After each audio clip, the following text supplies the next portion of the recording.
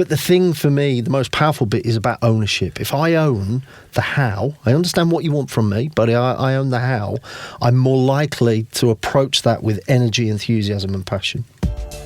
The question is, from Thinking Focus. The question is, how can you motivate your team more effectively? Hi, I'm Paul from Thinking Focus. Hello, I'm Ricky from Thinking Focus. The question is, from Thinking Focus, a podcast about how our thinking impacts our results and what we can do about it. So go on then, how do I do that? Well, the reality is motivation is kind of two-sided really, but there are things you can do as a leader, as a manager, to help your team buy into what you want to do. So step one really is about how do we get them some clarity? How do we give them some direction of travel? What is it they're working on and what are they working on that for? So we also need to link that to perhaps some purpose too. So to start with, you're getting them to buy into something. They actually know what they're buying into. Yes. So we need to know where we're going. You know, when JFK talked about the moon landing, and depending on your perspectives around whether there's a conspiracy theory regarding did they really go to the moon? But we're going to, for the sake of this podcast, we're going to assume they did. Yeah. Well, when JFK issued that statement back in '63, he talked about we're going to put a man on the moon and we're going to return them safely back to Earth. Now, clearly, you can look at the transcript in terms of how he actually said that. But essentially, it was very clear they weren't just going to go, they were going to come back too. And that was very measurable, very clear, and it was quite visual in terms of how people might connect with that. Yeah, and what I loved about that statement is he wasn't going, and we're going to do it by, and we're going to build a rocket that looks like this, and we're going to do this. And that's the bit, you see leaders are very often get caught into the detail. Yeah. And actually that's not the vision. That's not the bit that people buy into. People didn't buy into, let's build rocket ships, and they built in wow, we're going to the moon and back. Yeah, and the timeline he put on that was by the end of the decade. By the end of this decade, we will.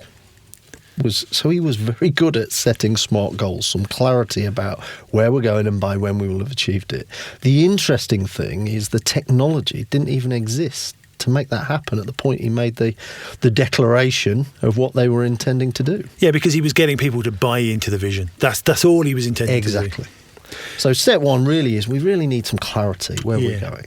And then we talked about purpose. So why is this important? What's the relevance to the organisation, to the company that we work for, to us as individuals? How do we create some relevance in terms of that? So there you're talking about, let me just see if I've got this right. You're talking about relevance to the big picture, to the company. Absolutely. You're talking about relevance to me as an individual. Yeah. And is there a middle ground, sort of relevance to the team or the bit I work for? Yeah. The more relevance, the more purpose that you can create across that spectrum, the more likely you are to get people to buy in.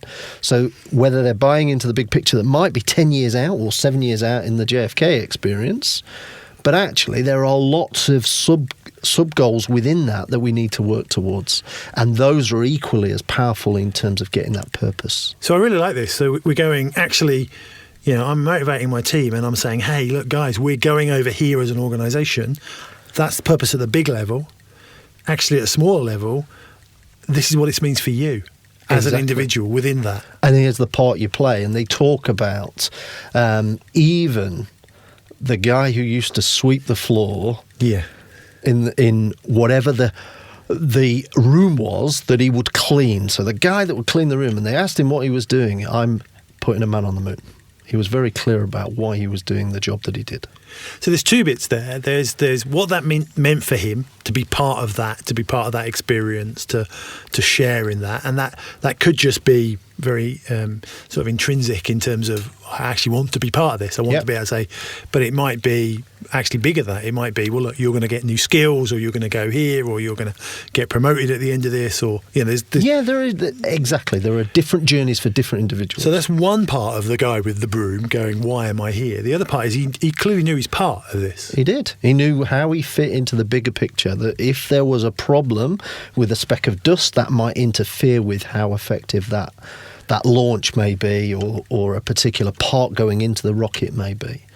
So is that all part of the motivation for a team, that people need to understand where they fit? I think so. Well, I think that you need to understand what is the relevance to my part in this.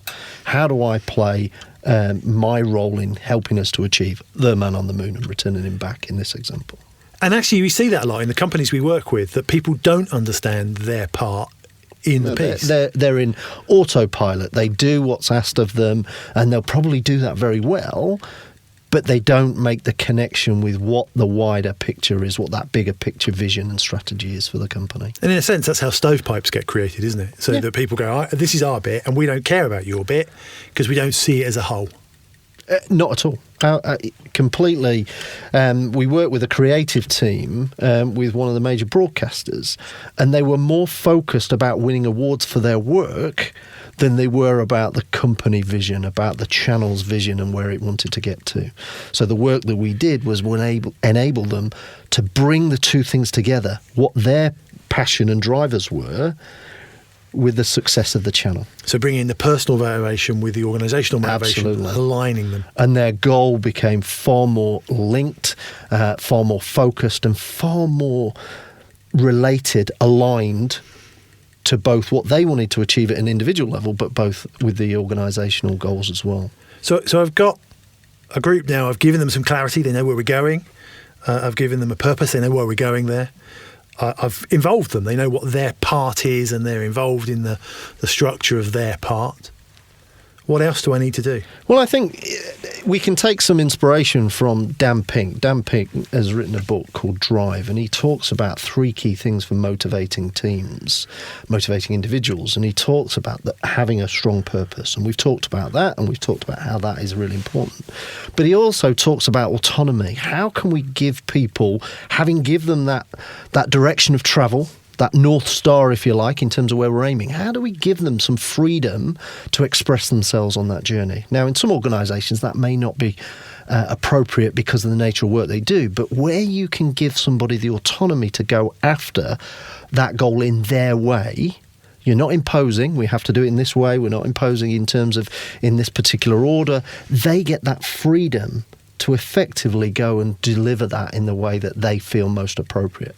And I guess you can do that at any level. You can take somebody fairly junior and be just a little less prescriptive in the process, or give them some choices, give them some decisions they can make. I know one of the things I've looked at in the past, there is a tendency, if you're at the top of all this and you're organising something, is to do all the detail for people. Yeah. To create almost like, you will do this job and here is the flowchart and you must not deviate from these steps in any way. Because you've thought it through. Yeah. You've spent time doing the thinking. But who's to say that your thinking is the right thinking, and what about a different perspective? But the thing for me, the most powerful bit, is about ownership. If I own the how, I understand what you want from me, but I own the how, I'm more likely to approach that with energy, enthusiasm and passion. And I think that comes out in the research that Dan Pink talks about, certainly with the autonomy. So basically, in a nutshell, you're saying if I want to motivate my team more effectively, I need to think about 5 things. Yes. Clarity. Absolutely need clarity. We need to know that direction of travel. Otherwise, how do we know what we're working on is even related? Purpose. We need a purpose. We've got to be clear about why we are doing what we're doing, how it fits with that bigger picture. Involvement.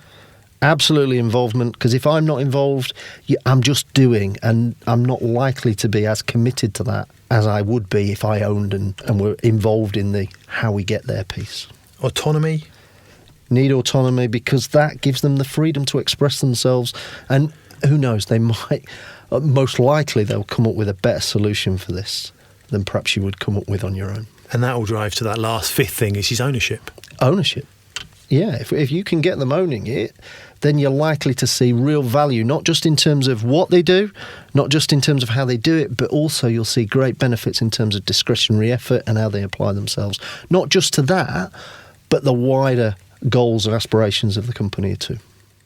To find out how Thinking Focus can unlock the potential within your organisation, go to www.thinkingfocus.com, where you'll discover more about the work we do, helping our clients increase productivity and enable change.